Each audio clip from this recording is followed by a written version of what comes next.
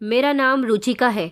मैं अस्पताल में नर्स की नौकरी किया करती थी और अनाथ थी, इसीलिए ज़्यादातर अस्पताल में ही रहती थी।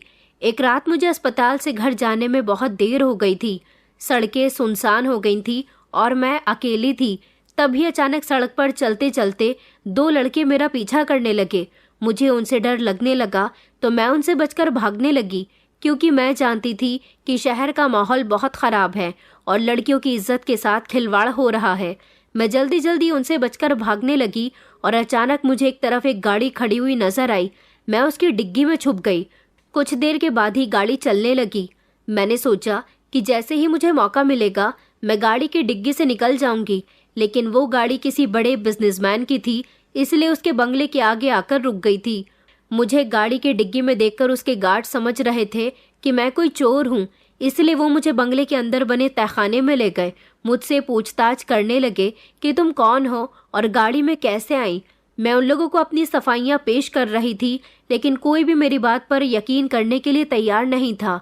तभी कुछ समय के बाद उनके मालिक विराज राजपूत आए, तो मुझे देखते ही उनकी नज़र मेरे चेहरे पर टिक गई। वो धीरे धीरे चलता हुआ मेरे करीब आया और उसने मेरे चेहरे पर हाथ फेरा, और फिर जो उसने मेरे साथ किया उसे मैं शब्दों में बयां भी नहीं कर सकती, क्योंकि मेरी जिंदगी इस तहखाने में ही समाकर रह गई थी। यहाँ पर अंधेरे के सिवा कुछ भी नहीं था और मेरी जिंदगी की शुरुआत इसी अंधेरे में हुई थी। मैं अनाथ थी और एक ऐसा वजूद थी जिसका कोई अपना नहीं था। मेरा कोई नाम नहीं था, मेरी कोई पहचान नहीं थी, न कोई मुझे अपना समझने वाला था। मैं बस अनाथ आश्रम की चार दीवारी में रहती थी। यहीं पर मेरी आंख खुली थी। मुझे अनाथ आश्रम के दरवाजे पर सफ़ेद चादर में लपेटकर कोई छोड़कर चला गया था। शायद मैं किसी की गलती का नतीजा थी। लोग कहते थे कि इसे पाल लो, मगर इसका नाम मत रखो, क्योंकि इसको कोई पूछने वाला ही नहीं है। बचपन में मैंने सीखा कि अनाथ होना भी किसी जुर्म से कम नहीं है। अनाथ आश्रम में खाना पीने के लिए खाना तो दिया जाता था, मगर प्यार नहीं मिलता था। वहाँ बड़ी लड़कियाँ छोटी लड़कियों को तंग किया करती थीं और मैं बहुत कमज़ोर सेहत वाली लड़की थी, हमेशा उनकी शिकार बनती थी। मेरी ज़िंदगी रोते रोते गुजर रही थी। मैं हर रात सोने से पहले प्रार्थना किया करती थी और ऊपर वाले से यही कहती थी कि किसी को मेरे लिए भेज दो जो मुझे यहाँ से ले जाए, या फिर मेरी ज़िंदगी ही ख़त्म कर दो। लेकिन किस्मत मेरे साथ कुछ और ही खेल खेलना चाहती थी। अनाथ आश्रम में प्यार जैसा शब्द ही नहीं था। यहाँ कोई किसी का अपना नहीं था। यहाँ पर सिर्फ पैसे की ज़बान चलती थी। मैं तो कई रातों से भूखी प्यासी रही थी। कोई खाना दे देता तो खा लेती थी और नहीं देता तो भूखी रहती थी, सिर्फ इसलिए कि मेरे हिस्से की रोटी वहाँ की बड़ी लड़कियाँ छीनकर खुद खा जाती थी। मुझे नहीं पता था कि मैं कौन हूँ, मेरे माता पिता कौन हैं। दुनिया वाले मुझे अनाथ आश्रम में रहने की वजह से अनाथ समझते हैं, या फिर सच में मेरे माता पिता इस दुनिया में है ही नहीं, या फिर मुझे अनाथ आश्रम के दरवाजे पर कौन छोड़कर गया था। बस यहाँ के ऑफिस में एक फाइल थी जिसमें एक छोटा सा सफ़ेद कलर के कागज़ का टुकड़ा था जो मेरे साथ यहाँ के इंचार्ज को मिला था। उसी को इन्होंने मेरी फाइल में लगा दिया था और वही मेरी पहचान का हिस्सा था। मैं किसी की ऐसी गलती थी, ऐसा वजूद थी जिसे कोई भी एक्सेप्ट करने वाला नहीं था। लेकिन मैंने सिर्फ अपने आप से एक वादा किया था कि दुनिया मुझे कबूल नहीं करती तो मैं अपनी दुनिया खुद बनाऊंगी, अपने लिए खुद जीऊंगी और अपना सहारा खुद बनूंगी। जब मैं 14 साल की हुई तो अनाथ आश्रम में होने वाले अत्याचार सहन करना मेरे बस के बाहर हो गए थे। इसलिए मैंने वहाँ से भागने की कोशिश की, क्योंकि मैं और वहाँ पर घुट घुट कर नहीं रह सकती थी। मैं इस बात से बेखबर थी कि बाहर की दुनिया तो अनाथ आश्रम की दुनिया से भी ज़्यादा घुटन भरी है। अगर एक अनाथ आश्रम ये है तो दूसरा अनाथ आश्रम ये दुनिया भी है, जहाँ अनाथ बच्चों के साथ बड़ा बुरा सुलूक किया जाता है। एक रात में चुपके से अनाथ आश्रम की खिड़की से निकल गई थी और बाहर गली में आ गई थी। बाहर की दुनिया मेरे लिए बिल्कुल नई नहीं थी। मैं यहाँ के किसी रास्ते को, किसी सड़क को नहीं पहचानती थी, लेकिन ये सब कुछ मेरे लिए बहुत खतरनाक था। मैं सड़कों पर भटकती रही। भूख और सर्दी से मेरा बुरा हाल हो रहा था, लेकिन मेरी मदद करने वाला यहाँ पर कोई भी नहीं था। जनवरी की कड़कती हुई सर्दी पड़ रही थी। कोहरे से रात का अंधेरा भी ठीक से नहीं दिखाई दे रहा था। मुंह से गर्म गर्म भाप निकल रही थी और मेरा शरीर थर थर काँप रहा था। मेरे पास खुद को सर्दी से बचाने के लिए कोई ऐसा गर्म कपड़ा भी नहीं था जिससे मैं खुद को ढक सकती। मैं सड़क के किनारे फुटपाथ पर सुकड़ी हुई बैठी थी और अपनी बेताब नज़रों से सड़क पर आने जाने वाली गाड़ियों को बेचैनी से देख रही थी और सोच रही थी कि क्या इनमें से कोई मेरी मदद नहीं कर सकता। मुझे इन लोगों की किस्मत को देखकर खुद पर अफसोस महसूस हो रहा था और मैं सोच रही थी कि इन लोगों की किस्मत कितनी अच्छी है। मुझ में अब और सर्दी बर्दाश्त करने की हिम्मत नहीं थी, इसलिए मैं वहां से उठी और सड़क के दूसरी तरफ जाने लगी, जहां पर एक बहुत बड़ी बिल्डिंग खड़ी हुई थी। शायद वो कोई अस्पताल था। मैंने बाहर बोर्ड पर लिखे शब्दों को पढ़ा तो वो एक सरकारी अस्पताल था। मैं धीमे धीमे चलते हुए उस अस्पताल के अंदर चली गई। अचानक मेरी आंखों के सामने अंधेरा छाने लगा। ये अंधेरा ये कमजोरी भूख की वजह से थी। मैं अपने होशो हवास खोने लगी थी। मुझे सब कुछ घूमता हुआ नजर आ रहा था। फिर मैं इस सरकारी अस्पताल के बाहर ही बेहोश होकर गिर गई। शायद मुझे अगले दिन सुबह में होश आया था। जब मुझे होश आया तो मैं अपनी आंखें मलते हुए जागी।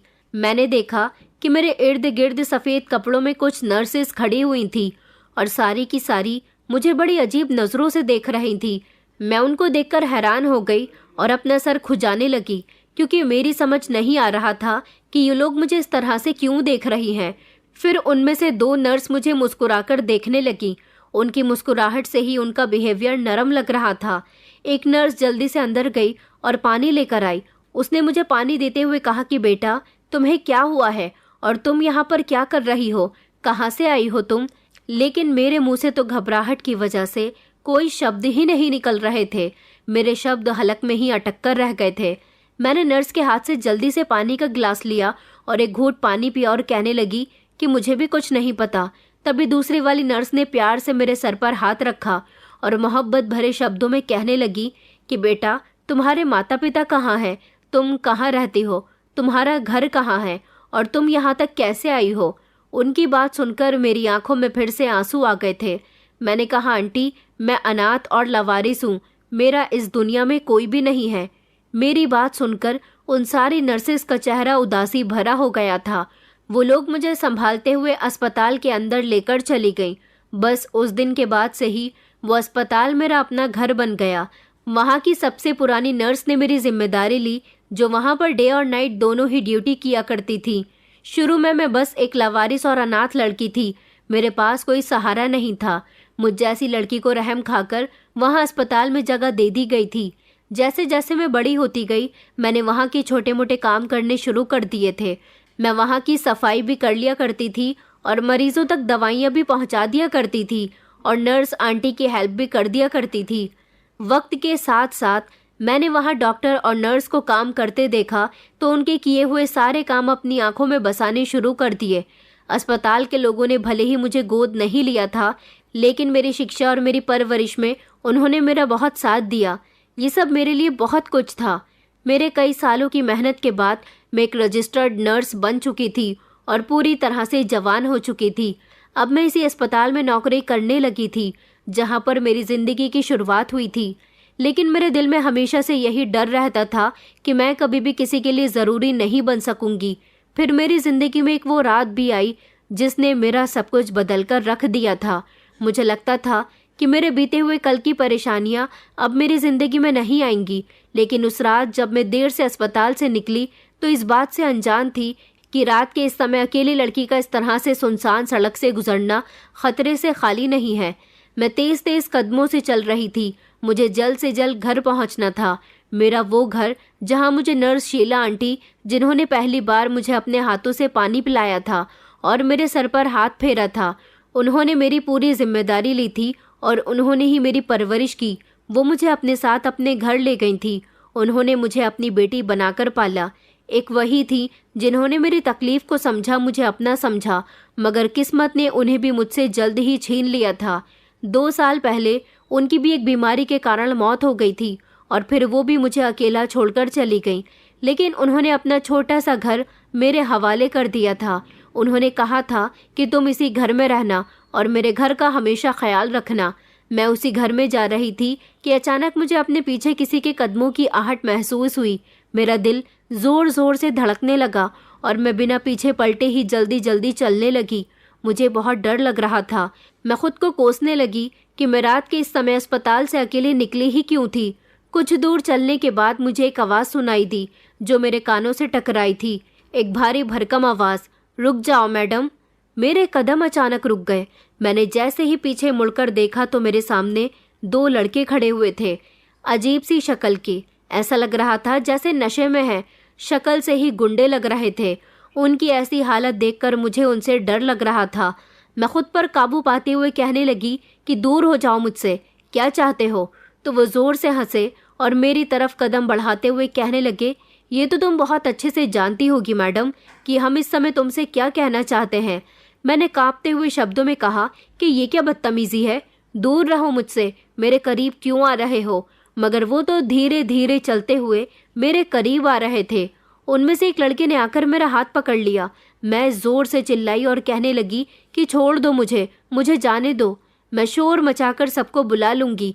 तो दूसरा वाला लड़का हंसने लगा और कहने लगा, अच्छा तो फिर शोर मचाओ, यहाँ सुनसान जगह पर तुम्हारा शोर कोई नहीं सुनेगा और इस समय हम तुम्हें कैसे जाने दे सकते हैं? इस वक्त तो हमें तुम्हारी ज़रूरत है, तुम्हारी पुकार कोई नहीं सुनेगा, इसलिए बेहतर यही होगा कि खामोशी से खुद को हमारे हवाले कर दो, हमारे साथ चलो। ये सुनकर तो मेरे पैरों तले से ज़मीन निकल गई थी और इतनी सर्दी में भी मुझे गर्मी महसूस होने लगी और मेरे पसीने छूटने लगे। एक गुंडे ने मेरा हाथ बहुत मजबूती से पकड़ा हुआ था। मैंने देखा कि जब दूसरा वाला भी धीरे धीरे चलते हुए मेरे करीब आ रहा है तो मैंने जल्दी से उसके हाथ पर काट लिया और उसे धक्का देकर ज़मीन पर गिरा दिया और खुद वहां से तेज तेज भागने लगी। मुझे जल्द से जल्द इनसे बचना था क्योंकि मेरी आंखों के सामने भयानक हादसे घूम रहे थे। मैं भागते भागते एक सड़क तक आ गई थी जहां पर दूर एक गाड़ी खड़ी हुई थी। मैं फौरन उसकी तरफ भागकर गई और गाड़ी देखते ही मैंने जल्दी से गाड़ी की डिग्गी खोली। मेरी किस्मत अच्छी थी कि हैंडल दबाते ही डिग्गी खुल गई थी। मेरे पास कुछ भी सोचने का टाइम नहीं था। मैं तेजी से डिग्गी के अंदर घुस गई थी और खुद को एक कोने में समेटकर लेट गई। मैंने अपने एक हाथ से डिग्गी भी बंद कर ली थी और बाहर से मुझे इन गुंडों के कदमों की आवाज़ आ रही थी जो मुझे तलाश कर रहे थे। बार बार कह रहे थे कि लड़की कहाँ गई? वो लड़की तो यहीं पर थी, कहाँ चली गई? कहीं गली में तो नहीं घुस गई? तभी दूसरा वाला लड़का कहने लगा, अरे यार चल, यहाँ से चलते हैं, लड़की तो दूसरी भी मिल जाएगी, वैसे भी कहीं हम पकड़े गए तो मुसीबत आ जाएगी। मगर शिकार बहुत अच्छा था, हाथ से निकल गया, इस बात का अफसोस रहेगा, हाथ लग जाती तो मज़ा ही आ जाता। मैं तो उनकी बातें सुनकर बिल्कुल अपना दम घोटकर गाड़ी के डिग्गी में खामोशी से लेटी हुई थी। जब उनके जाने के कदमों की आवाज़ मेरे कानों में पड़ी तो मेरी जान में जान आ गई थी, मगर मेरी सांस उखड़ने लगी थी। मैं ऊपर वाले का शुक्रिया अदा कर रही थी कि आज मेरी इज्जत बच गई थी। पता नहीं ये गुंडे मेरा क्या हाल करते। कुछ ही देर बाद मुझे गाड़ी का दरवाज़ा खुलने और बंद होने की आवाज़ आई और फिर मुझे कुछ सोचने समझने का समय नहीं मिला। अचानक गाड़ी स्टार्ट हो गई। गाड़ी की हरकत बदल गई थी और ऐसा होते हुए मेरा दिल ज़ोर ज़ोर से धड़कने लगा कि अब क्या होगा। गाड़ी तो चलने लगी है। मैं दिल में सोच रही थी कि आज तो मैं बुरी तरह से मुसीबतों में फंस चुकी हूँ। आज मेरा बुरा समय चल रहा है। एक के बाद एक मुसीबत मेरे ऊपर आती जा रही है।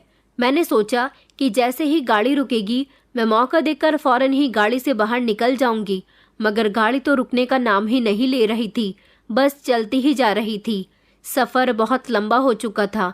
डर और घबराहट की वजह से मेरे पसीने छूट रहे थे और मेरे लिए सांस लेना भी दुश्वार हो चुका था। पता नहीं ये गाड़ी कहाँ जाकर रुकेगी। बाहर से कुछ आवाज़ें आ रही थी, शायद कोई बात कर रहा था, शायद किसी को महसूस हो रहा था कि मैं गाड़ी की डिग्गी में हूँ। तभी थोड़ी देर के बाद गाड़ी रुकी और किसी ने डिग्गी की तरफ कदम बढ़ाए। मेरा दिल ज़ोर ज़ोर से धड़कने लगा। तभी डिग्गी खुली और तेज़ रोशनी की चमक मेरी आंखों में आकर चुभ गई थी। 1 मिनट के लिए तो मैंने अपनी आंखें ज़ोर से बंद कर ली थी, जैसे कि मेरी आंखें बंद कर लेने से ये खतरा टल जाएगा और वो मुसीबत जो अब मुझे और ज़्यादा परेशानी में गिराने वाली थी उससे मैं बच सकूंगी। अगले ही पल जब मैंने अपनी आंखें ऊपर उठाई तो मेरी आंखों के सामने एक चमकती हुई कोट पहने खतरनाक नजर आने वाले 2 गार्ड्स खड़े हुए थे। उनमें से एक के माथे पर बल पड़े हुए थे। वो कहने लगा, ए लड़की, कौन हो तुम? उसने मेरी तरफ गुस्से से देखा। दूसरा वाला मेरी तरफ गौर से देखते हुए कहने लगा कि शायद कोई चोरनी है। इन दोनों की आवाज़ भी बड़ी खतरनाक थी।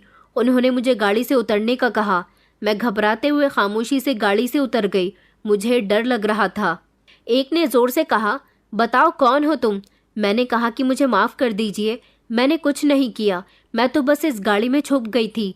इससे पहले कि मैं कुछ और अपनी सफाई में कहती, तभी दूसरा वाला गरजती हुई आवाज में कहने लगा कि इसे ले जाकर तहखाने में बंद कर दो। मैं तो ये सुनकर घबरा गई। इससे पहले मैं और कुछ बोलना चाहती थी कि मैंने खुद को बचाने के लिए इस गाड़ी की डिग्गी में पनाह ली थी, मगर मेरे शब्द मेरा साथ नहीं दे रहे थे। वो दोनों गार्ड्स मुझे बाजू से दबोचकर घसीटते हुए इस बंगले के अंदर लेकर जाने लगे। मैं चीखने की कोशिश कर रही थी तो उन्होंने मुझे डांटकर खामोश करवा दिया। मैं तो फूट फूट कर रोने लगी थी। मुझे चक्कर आ रहे थे, मेरा दिल जोर जोर से धड़क रहा था। फिर कुछ ही देर बाद मुझे इस बंगले के अंदर बेसमेंट में बने तहखाने में ले जाया गया और वहां पर ले जाकर बंद कर दिया गया। मुझे इस तहखाने में बंद हुए लगभग 1 घंटा गुजर चुका था जब अचानक दरवाज़ा खुला और वो अंदर आया, जिसे शायद मैं नहीं जानती थी, लेकिन वो मुझे देखकर सब कुछ भूल गया था। वो मेरे सामने आकर रुका, उसकी नज़र मुझ पर पड़ गई। फिर वो सर झुकाकर नरमी से मेरे पास आया और मेरा चेहरा सहलाने लगा और कहने लगा, आखिर तुम मुझे मिल ही गई। मेरी समझ नहीं आ रहा था कि ये इंसान कौन है और इस तरह की बातें क्यों कर रहा है। जो भी था, मैंने ऐसा डर कभी महसूस नहीं किया था जो कि मुझे अब लग रहा था। मैं धीरे धीरे ज़मीन पर बैठ गई और मैंने रोना शुरू कर दिया। वो मेरे बराबर में बैठ गया और फिर से मुझे गौर से देखने लगा। मैंने पल के उठाकर उसकी तरफ देखा, उसकी आंखों में देखा। वो गहरी नज़रें मुझ पर डाल रहा था, जैसे वो मुझे पहचानने की कोशिश कर रहा हो, जैसे मैं उसके लिए कोई खोई हुई चीज़ हूँ, जैसे उसे मेरी ही तलाश थी। उसने जैसे ही मेरे गालों को हाथ लगाया, मेरा पूरा शरीर कांप गया, बल्कि ऐसा लगा जैसे वो अपनी किसी कीमती चीज़ को प्यार से छू रहा है। मेरी आंखों में उलझन थी। मैंने कहा, कौन हो तुम और मुझे यहाँ क्यों लेकर आए हो? मैंने घबराते हुए शब्दों में उससे कहा था, तो उसने मुस्कुराते हुए कहा कि यही सवाल अगर मैं तुमसे करूं तो क्या तुम मुझे बताओगी कि तुम मेरी गाड़ी के डिग्गी में कैसे आई? उसकी बात सुनकर मैंने अपनी नज़र शर्मिंदगी से झुका ली थी। मैं चाहने के बावजूद भी कुछ नहीं बोल सकती थी। मैंने उससे पीछे हटने की कोशिश की, मगर दीवार मेरे पीछे थी और वो मेरे इतने करीब आ चुका था कि मैं सांस लेना भी भूलती जा रही थी। मैं उससे रिक्वेस्ट भरे अंदाज में कहने लगी कि प्लीज़ मुझे जाने दो। मैंने धीरे से उससे कहा और उसके सामने अपने हाथ जोड़ दिए। उसने मेरे हाथों को अपने हाथों में मजबूती से पकड़ लिया, जैसे वो मुझे रोकना चाहता हो, लेकिन ज़बरदस्ती नहीं करना चाहता। वो सवाल करने वाले अंदाज में कहने लगा कि तुम्हें जाने दूं? क्या सच में तुम यहाँ से जाना चाहती हो? मैं एक पल के लिए जैसे रुक गई थी। उसके शब्द बहुत शिद्दत भरे थे, जिसने मुझे उलझाकर रख दिया था। मैंने अपनी आंखों से आंसू साफ किए। उसने कहा कि तुम अभी तक वैसी ही हो, बिल्कुल वैसी की वैसी। इसके बाद मेरी कुछ समझ नहीं आई थी, बल्कि हर बात मुझे हैरान कर रही थी। मुझे डर लग रहा था। मैंने कहा कि मैं तुम्हें नहीं जानती। इस वक्त मेरे दिल के किसी कोने में एक अजीब सी बेचैनी हो रही थी। उसने झुककर मेरे होठों के करीब आकर धीरे से अपने कान से बात सुनने की कोशिश की और फिर उसके बाद मेरी सांसें तेज हो गईं। मेरे दिल की धड़कन कानों में गूंजने लगी थी। उसने मेरे कानों में कुछ ऐसा कहा था जिसे सुनकर मैं हैरान रह गई थी। उसने कहा, क्या तुम मुझे नहीं जानती? मैंने चौंक कर उसे देखा। उसने कहा कि अब तुम्हारी जिंदगी बदलने वाली है। मैं उलझन में थी। वो क्यों मुझसे ऐसी बातें कर रहा था, जबकि उसके गार्ड्स तो मुझे देखते ही तहखाने में ले आए थे और उन्होंने भी मेरे साथ काफ़ी बदतमीजी की थी, मुझे डांटा था। जबकि मुझे देखकर इस इंसान का रिएक्शन तो गार्ड से बिल्कुल भी अलग था। उसका इतना ज़्यादा प्यार मोहब्बत से बात करना मुझे हैरानी में डाल रहा था। थोड़ी देर के लिए विराज राजपूत खामोश रहने के बाद कहने लगा कि तुम्हें कुछ याद है? कोई पुरानी बात, कोई चेहरा, कोई नाम, कुछ भी? मैं हिचकिचाते हुए कहने लगी कि नहीं, मुझे कुछ भी याद नहीं है और मैं यहाँ आने के बाद कुछ याद करना भी नहीं चाहती, क्योंकि जो सुलूक आपके आदमियों ने मेरे साथ किया है, इसके बाद मैं आपसे कोई भी उम्मीद नहीं रख सकती। मेरी बात सुनकर उसका चेहरा उदास हो गया था। वो मेरी तरफ झुका और उसने मुझे बाजू से मजबूती से पकड़ लिया। वो अपने शब्द दबाव देते हुए कहने लगा, क्या सच में तुम्हें कुछ भी याद नहीं है? उसकी आवाज़ में कुछ ऐसा था जो मुझे अंदर तक हिला गया था। मैं दर्द से कर्राहने लगी। उसने अपनी जेब से एक लॉकेट निकाला। जब ये लॉकेट उसने मेरी तरफ किया तो मैं इसे देखकर हैरान रह गई, क्योंकि कुछ इसी तरह का लॉकेट मैंने अपने गले में पहना हुआ था। मैंने हैरानी से उसकी तरफ देखा और कहा कि ये तुम्हारे पास कैसे आया? वो चिल्लाया और कहने लगा कि तुम्हें याद नहीं कि ये मेरे पास कैसे आया। उसकी जोरदार आवाज पर मेरी सांसें अटक गईं। मैंने भी घबराते हुए कहा कि ये सब क्या है और तुम मेरे साथ ऐसा बर्ताव क्यों कर रहे हो? मैं बस एक मामूली सी नर्स हूँ, एक अनाथ, एक लावारिस जिसका इस दुनिया में कोई भी नहीं है। तभी उसने कहा कि तुम लावारिस नहीं हो, तुम्हारी पहचान तुमसे छुपा दी गई थी, तुम्हारी जिंदगी तुमसे छीन ली गई थी। उसकी बात सुनकर मेरा दिमाग घूमने लगा। मैंने कहा तो फिर मैं कौन हूँ? मैंने उससे पूछा। पहले तो विराज राजपूत कुछ देर के लिए खामोश रहा, फिर धीरे से कहने लगा कि मुझे कुछ समय दो, मैं तुम्हारे गुनाहगारों को तुम्हारे सामने लाकर खड़ा कर दूंगा। वो किस तरह की बातें कर रहा था? मैं तो बस एक लावारिस थी और फिर एक नर्स थी, लेकिन उसकी नज़रों में जो यकीन था वो मुझे तोड़ रहा था। ये सब झूठ है। मैंने इनकार करते हुए सर हिलाया तो वो कहने लगा कि यही सच है और ये भी सच है कि जानबूझकर तुम्हारी पहचान छुपाई गई थी। फिर उसने कुछ ऐसा कहा जिस पर मेरी सांसें अटक गई थी। उसने कहा कि सबसे बड़ा सच तो ये है कि तुम्हारा और मेरा रिश्ता बहुत गहरा है।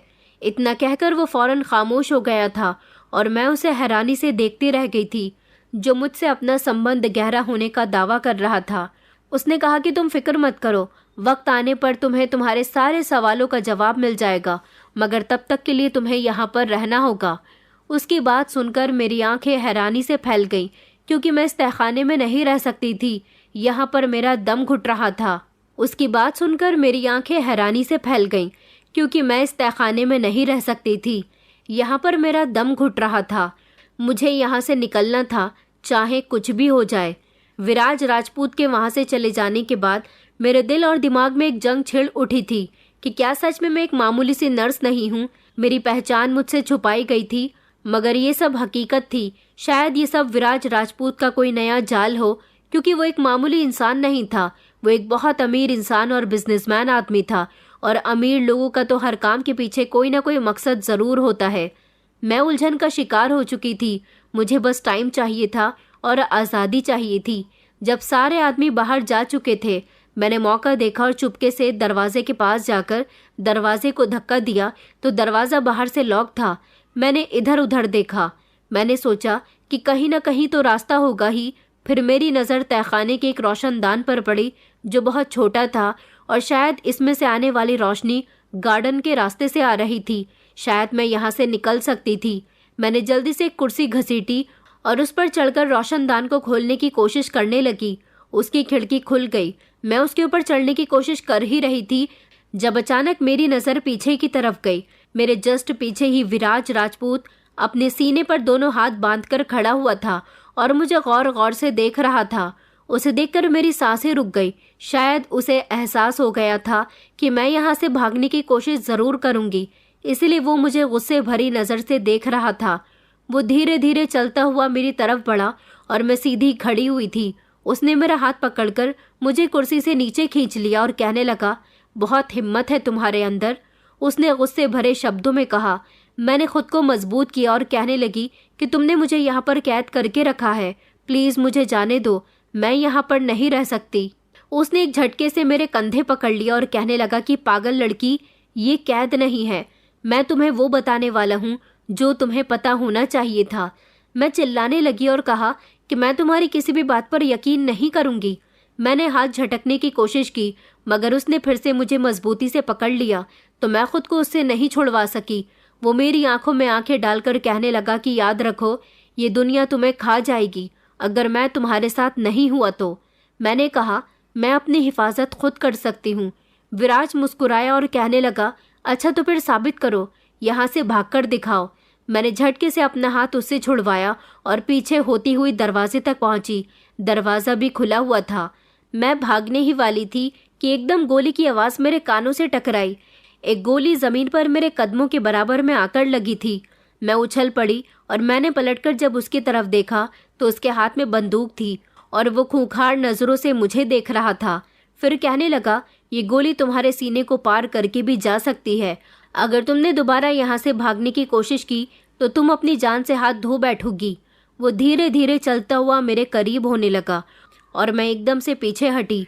उसने कहा, तुम समझती हो कि मैं मजाक कर रहा हूँ? मैंने डरते हुए कहा कि तुम मुझे मार नहीं सकते। मेरे शब्द बिल्कुल भी मेरा साथ नहीं दे रहे थे। वो कहने लगा, और अगर मैंने ऐसा कर दिया तो? उसने फिर से मेरे नज़दीक आते हुए कहा कि कोई रास्ता नहीं है। मैंने एक आखिरी बार दरवाजे की तरफ दौड़ लगाई, लेकिन तभी उसने मेरा हाथ पकड़ लिया और मुझे पकड़कर दीवार से लगा दिया। कहने लगा कि तुम कहीं नहीं जा रही हो।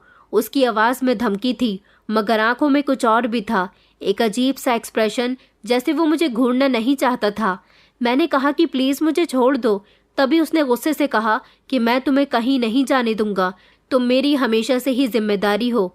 उसकी बात सुनकर मेरी आंखों में हैरानी आ गई थी। मैं चिल्लाई और कहा कि ये सब झूठ है। मैं जानती हूँ कि तुम मेरा फ़ायदा उठाना चाहते हो, इसलिए तुमने मुझे यहाँ पर कैद करके रखा है, लेकिन मैं तुमसे डरने वाली नहीं हूँ। यहाँ से भागकर ही रहूँगी। मैं क्यों यहाँ रहूँ, क्यों तुम्हारी बात मानूँ, क्योंकि मैं तो तुम्हें जानती भी नहीं हूँ। तभी उसने मेरा जबड़ा पकड़कर कहा कि फ़ायदा और मैं? अच्छा, बहुत जल्द तुम्हारे सामने हकीकत आ जाएगी, लेकिन अभी नहीं, वो सख्त शब्दों में कहने लगा। विराज राजपूत के एक इशारे पर एक आदमी अंदर दाखिल हुआ।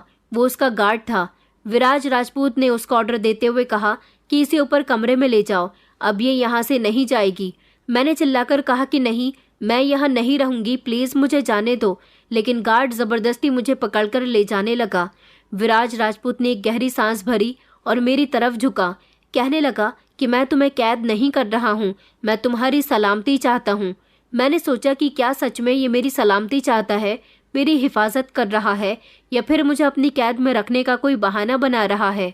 विराज के कहने पर गार्ड मुझे तहखाने से निकाल चुका था और फिर वो मुझे बंगले के अंदर एक शानदार कमरे में लेकर आ गया था। यहाँ सबसे पहले मुझे शीशे की खिड़कियाँ दिखाई दी, जिनके बाहर से रोशनी अंदर आ रही थी। पूरा कमरा किसी लग्जरी होटल की तरह लग रहा था। सफ़ेद और हल्के गुलाबी कलर की दीवारें थीं। खूबसूरत और महंगी पेंटिंग्स दीवारों पर लगी हुई थी। नरम मुलायम बिस्तर और नरम मुलायम सोफे पड़े हुए थे। ये कमरा तो बिल्कुल मेरे सपनों के जैसा लग रहा था। मैं हैरान होकर बड़बड़ाई कि इस जगह को देखकर तो बिल्कुल भी नहीं लगता मुझे यहाँ पर कैद करके रखा जाएगा। ये कमरा तो इस घर का सबसे खूबसूरत कमरा लग रहा था। इस कमरे की खूबसूरती मेरे दिल को सुकून पहुँचाने के बजाय बेचैन कर रही थी। तभी वो गार्ड कहने लगा कि मैडम, अब आप यहीं रहोगी। मैंने चिल्लाकर कहा कि क्यों, मैं यहाँ क्यों रहूँगी, और ये कौन सी जगह है? उसने कहा कि ये मालिक का घर है और ये उनके घर का सबसे स्पेशल रूम है, जहाँ सिर्फ उनके ख़ास लोग ही रह सकते हैं। गार्ड ने मामूली सा जवाब दिया और फिर बाहर निकल गया। मैं टहल टहल कर कमरे का जायज़ा लेने लगी, मगर पूरा कमरा सुनसान था। न कोई नौकरानी थी, न कोई औरत और न ही कोई गार्ड। मैंने सोचा कि क्या मैं यहाँ अकेली रहूँगी, मगर जैसे ही मैं इस कमरे के अंदर एक और कमरे की तरफ बढ़ी तो अचानक पीछे का दरवाज़ा खुला और एक लड़की कमरे के अंदर दाखिल हुई। वो बहुत ही खूबसूरत लड़की थी। उसकी उम्र लगभग 27 साल होगी, लेकिन उसकी आंखों में घमंड था और चाल में एक भरोसा। उसने कहा कि तुम वही हो ना जिसे विराज सर ने यहाँ पर रखा है? मैं उसके सवाल को नज़रअंदाज करते हुए कहने लगी कि तुम कौन हो? उसने कहा कि मेरा नाम अनीता है और मैं विराट सर की सेक्रेटरी हूँ। आप जहाँ हैं ये एक मामूली जगह नहीं है। इस कमरे में सर के स्पेशल लोग ही आते हैं जिनकी अहमियत होती है। मगर मैं यहाँ क्यों हूँ? मैंने सख्ती से उससे पूछा। अनीता ने मुझे ऊपर से नीचे तक देखा और फिर कहने लगी, ये समझने में आपको वक्त लग जाएगा, मगर एक बात याद रखना, यहाँ जो आ जाता है वो अपनी मर्जी से यहाँ से जा नहीं सकता। मेरा दिल धड़कने लगा। वो इतना कहकर वहाँ से चली गई थी। ये कमरा जितना सुंदर था, इतना ही यहाँ अंदर ही अंदर कुछ गलत हो रहा था। यहाँ कौन रहता था और विराज राजपूत से मेरा क्या ताल्लुक है? और सबसे ज़रूरी सवाल कि वो मुझे परेशान क्यों कर रहा है, क्यों उसने मुझे यहाँ पर रखा हुआ है? मैं कुछ भी समझ नहीं पा रही थी। विराज राजपूत के हुक्म पर मुझे इस कमरे में रखा गया था। मुझे यहाँ आए हुए 3 दिन गुजर चुके थे। इस दौरान मैंने वहाँ से भागने की बहुत कोशिश की थी, मगर मैं हर बार नाकाम रही। इतना बड़ा कमरा होने के बावजूद भी मुझे यहाँ घुटन महसूस हो रही थी। मैं यहाँ से बाहर निकलकर गैलरी की तरफ आ गई थी, जहाँ से मुझे उड़ने वाले पक्षी दिखाई दे रहे थे। अचानक मुझे अपने पीछे किसी की मौजूदगी का एहसास हुआ। जैसे ही मैंने पीछे पलटकर देखा तो मेरे पीछे विराज राजपूत खड़ा हुआ था। वो नरम शब्दों में कहने लगा, क्या सोच रही हो? मैंने कहा, एक कैदी अपनी आज़ादी के सिवा और क्या सोच सकता है? उसने फिर से चिल्लाकर कहा, ये तुम्हारे लिए कैद नहीं है, बल्कि मैंने तुम्हें यहाँ तुम्हारी हिफाजत के लिए रखा हुआ है। जब सच्चाई तुम्हारे सामने आएगी तब तुम्हें पता चलेगा। मैं खाली खाली नज़रों से उसकी तरफ देख रही थी। अगली सुबह अनीता, जो कि विराज राजपूत की सेक्रेटरी थी, उसका बिहेवियर पहले से बहुत अलग था। उसने शक की नज़रों से मेरी तरफ देखा, जैसे मैं कोई खतरा बन चुकी हूँ। वो कहने लगी कि तुम रात कहाँ थी? मैंने हिचकिचाते हुए कहा कि मैं तो यहीं पर थी। उसने कहा कि तुम झूठ बोल रही हो, ये मत भूलो कि ये घर विराज राजपूत का है। यहाँ पर हर चीज़ पर नज़र रखी जाती है। मेरे दिल में खतरे की घंटियां बजने लगी थी, क्योंकि मैं यहाँ से निकलने का कोई नया रास्ता तलाश कर रही थी। दोपहर में अचानक विराज आया। वो हमेशा की तरह गुरूर में था। उसकी नज़रों में कुछ अजीब सा था, जैसे वो मेरे चेहरे में कुछ तलाश कर रहा हो। उसने नरमी से कहा, तुम खुद को यहाँ कैद महसूस क्यों कर रही हो? मैं गुस्से से कहने लगी, क्योंकि मैं कैद में ही हूँ। वो हल्का सा मुस्कुरा दिया और कहने लगा, इस घर में कैद में वो लोग होते हैं जिन्हें बचाना ज़रूरी हो। अब तुम नहीं जानती कि तुम इस घर का हिस्सा हो। मैं कहने लगी कि नहीं, ये सच नहीं हो सकता। मेरा तुमसे कोई संबंध नहीं है। मैं उससे पीछे हट गई। मैं तो एक मामूली सी नर्स हूँ और लावारिस हूँ। उसने गहरी सांस भरते हुए कहा, तुम सिर्फ एक आम नर्स नहीं, बल्कि तुम्हारा इस घर से बहुत गहरा संबंध है।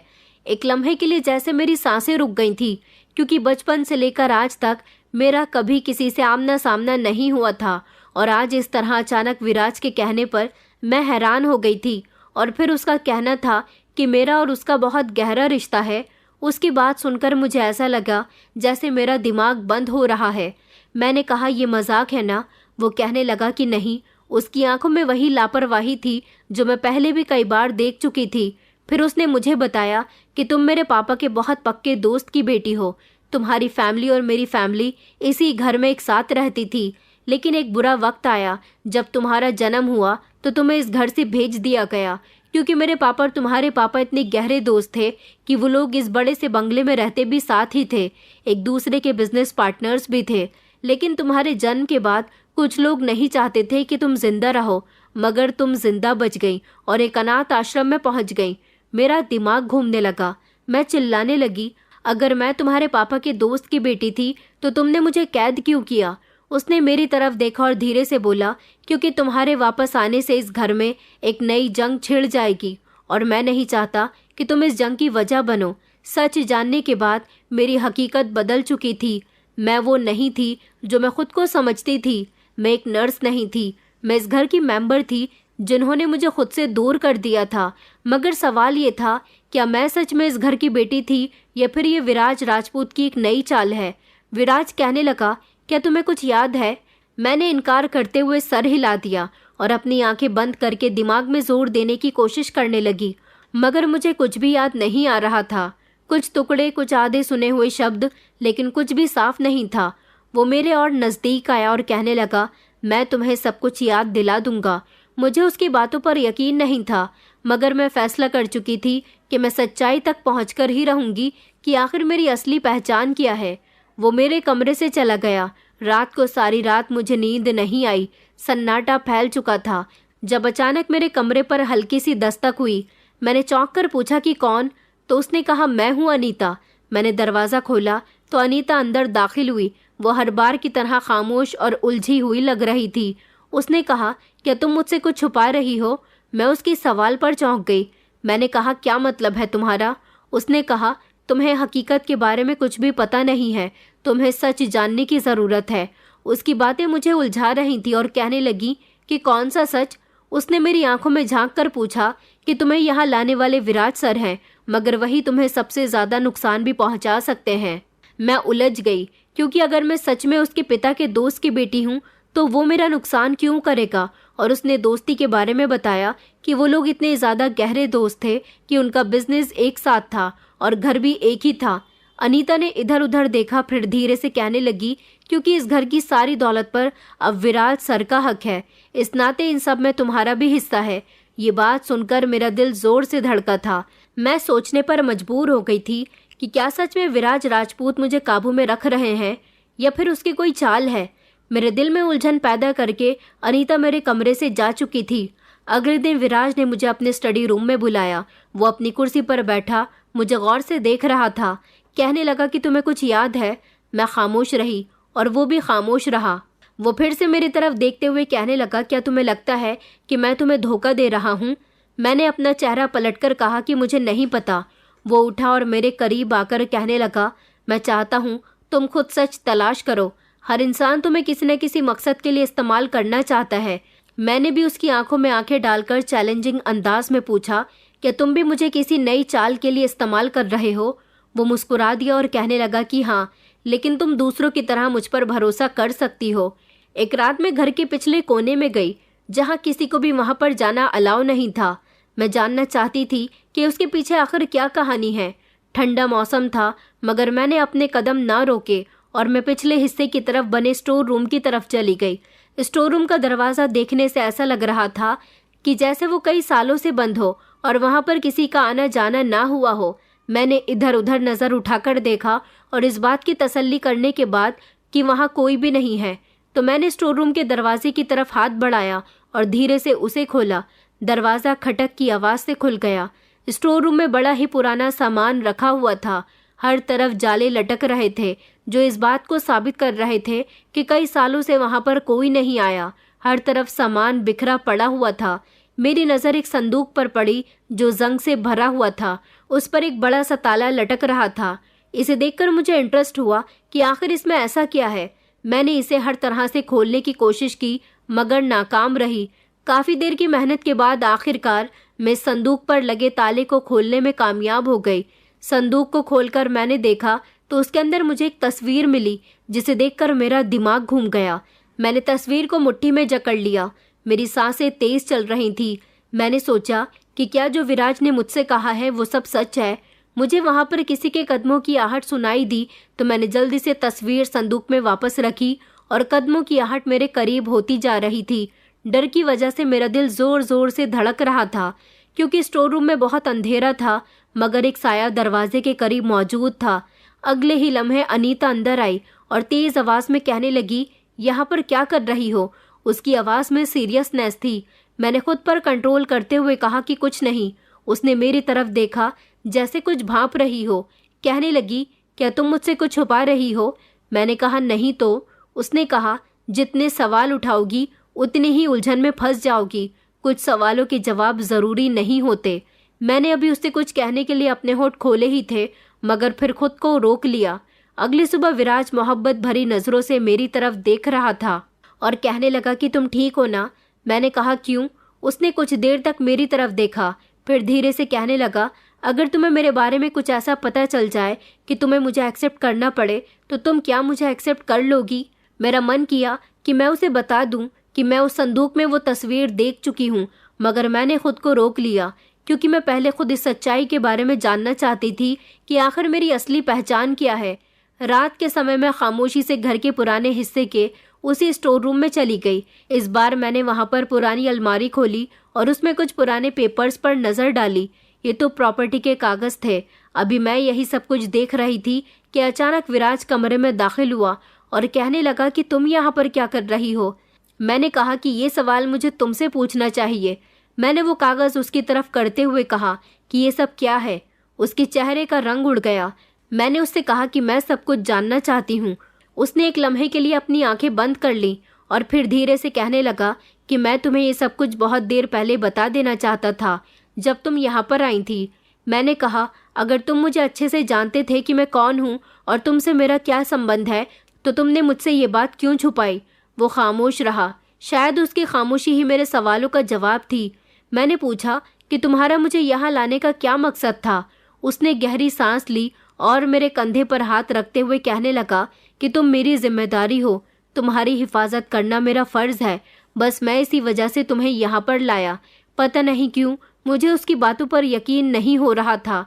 उसने कहा कि अब मैं तुम्हारी सारी सच्चाई बता दूंगा। उसके शब्द मेरे कानों में गूंज उठे थे। मैं उसकी तरफ हैरानी से देखने लगी। जब उसने मुझे सब कुछ बताना शुरू किया, उसने कहा कि ये बात तो मैं तुम्हें पहले ही बता चुका हूँ कि तुम्हारे पिता और मेरे पिता एक दूसरे के बहुत पक्के दोस्त थे। बचपन के दोस्त उन दोनों ने जब अपनी जवानी में कदम रखा तो अपना कारोबार भी एक साथ कर लिया। दोनों एक दूसरे के बिजनेस पार्टनर्स थे। दोनों ने अपनी कमाई से इस बड़े से बंगले को खरीदा, जिसमें दोनों का ही परिवार रहता था। तुम्हारे माता पिता की तुम इकलौती बेटी थी और अपने माता पिता का मैं इकलौता बेटा था। मैं तुमसे उम्र में 3 साल बड़ा हूँ। दरअसल तुम लावारिस नहीं हो। जब तुम 3 साल की थी तब तक तुम्हारे माता पिता ने तुम्हें बहुत प्यार किया, लेकिन अचानक एक दिन तुम्हारे पिता की मौत हो गई और बस तुम्हारे पिता के मरने के बाद मेरे पिता के दिल में लालच आ गया। उन्होंने तुम्हें और तुम्हारी माँ को इस घर से निकालने का फैसला किया, लेकिन इस घर में जितना हिस्सा मेरे पिता का था उतना ही हिस्सा तुम्हारे पिता का भी था। लेकिन मेरे पिताजी की नीयत खराब हो गई। तुम्हें गलत कहानी बताई गई कि तुम एक लावारिस लड़की थी।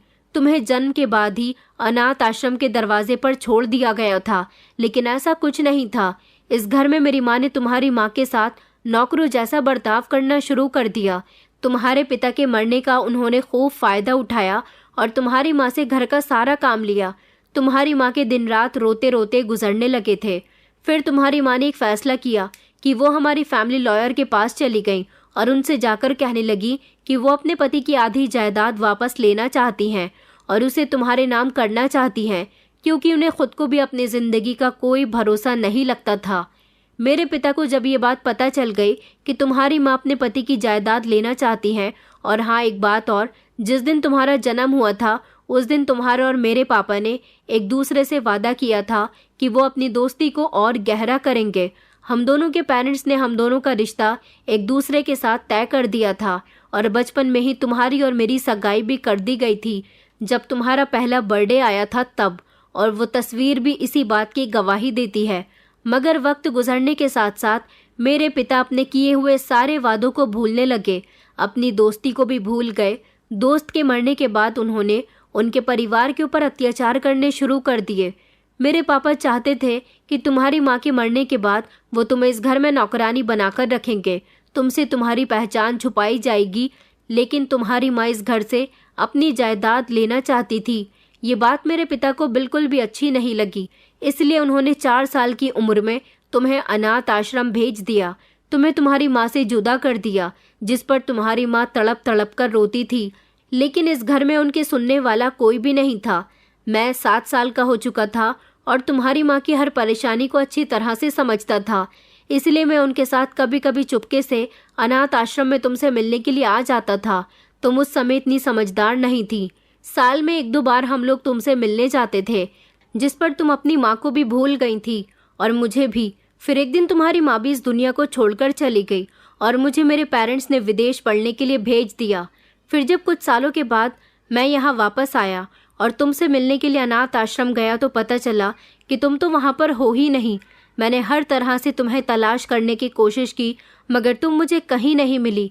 लेकिन उस दिन जब ऊपर वाले ने तुम्हें खुद इस घर में भेज दिया तो मैं तुम्हें देखते ही पहचान गया था। और फिर तुम्हारे गले में ये लॉकेट, इसी तरह का एक लॉकेट मेरे पास भी है। मैंने तुम्हें दिखाया था। ये लॉकेट हम दोनों के पिता ने बचपन में हम दोनों के लिए ख़रीदा था। ये लॉकेट बचपन से लेकर अभी तक तुम्हारे गले में पड़ा हुआ है। इसकी पहचान यही है कि तुम मेरी मंगेतर हो। मेरे मॉम डैड भी मर चुके हैं। मैंने तुम्हें इस घर में कैद करके नहीं रखा। मैं बस चाहता था कि तुम यहाँ रहकर सारी सच्चाई जान लो। मुझे माफ़ कर दो। मैं तुम्हारे साथ किसी तरह का गलत व्यवहार नहीं करना चाहता था। बस चाहता था कि तुम मुझे छोड़कर ना जाओ। मैं तुमसे अपने माता पिता की तरफ से माफ़ी मांगता हूँ। वो तुम्हारे पिता की भी दौलत को अपने हवाले करना चाहते थे। बस इसी लालच ने तुम्हारा परिवार बर्बाद कर दिया और तुम्हारे साथ इतना सब कुछ हो गया। लेकिन मैं अब सब कुछ ठीक कर दूंगा। विराज ने मेरे बाजू थाम कर कहा। मैंने कहा कि ऐसा नहीं हो सकता, तो वो कहने लगा कि सच को कबूल करने में वक्त लगता है, मगर याद रखो मैंने कभी तुम्हें कैद नहीं किया था। मैं हमेशा तुमसे मोहब्बत करता हूँ। तुम मेरी बचपन की मोहब्बत हो। विराज की बातें सुनकर मैं फूट फूट कर रोने लगी थी। मैंने उससे कहा कि मुझे कुछ समय के लिए अकेला छोड़ दो। मैं इस घर को देख देख कर रो रही थी और सोच रही थी कि मेरा बचपन किस दीवानेपन में गुजर गया। इतनी दौलत होते हुए भी मेरी ज़िंदगी अनाथ आश्रम में गुजरी, और ये लॉकेट जो मुझे लगता था कि मुझे अनाथ आश्रम की किसी इंचार्ज ने पहनाया था, ये तो बल्कि मेरे माता पिता की आखिरी निशानी थी। तभी तो मैं हर बार इसे खुद से अलग करने की कोशिश करती थी, लेकिन मुझे अपना सूना गला अच्छा नहीं लगता था, इसलिए मैंने इसे कभी उतारने की कोशिश ही नहीं की, और आज यही मेरी पहचान की वजह बना था। फिर मैं उठी और खुद विराज के पास चली गई, जो बाहर खड़ा मेरा इंतज़ार कर रहा था। फिर मैंने उसे एक्सेप्ट कर लिया, क्योंकि अब हकीकत से मुंह मोड़ने का कोई फ़ायदा नहीं था। हम दोनों ने अपनी ज़िंदगी की एक नई शुरुआत कर दी थी। कभी कभी इंसान की पहचान उसे खुद से जलील करने पर मजबूर कर देती है, लेकिन जब उसे अपनी असल हकीकत पता चलती है तो काफी वक्त गुजर चुका होता है। दोस्तों, उम्मीद करती हूँ आपको हमारी कहानी पसंद आई होगी। कहानी पसंद आई है तो वीडियो को लाइक करें, चैनल पर नए हैं तो चैनल को सब्सक्राइब करें और हाँ, नोटिफिकेशन बेल को जरूर दबाएं ताकि अगली अपडेट सबसे पहले आपको मिले।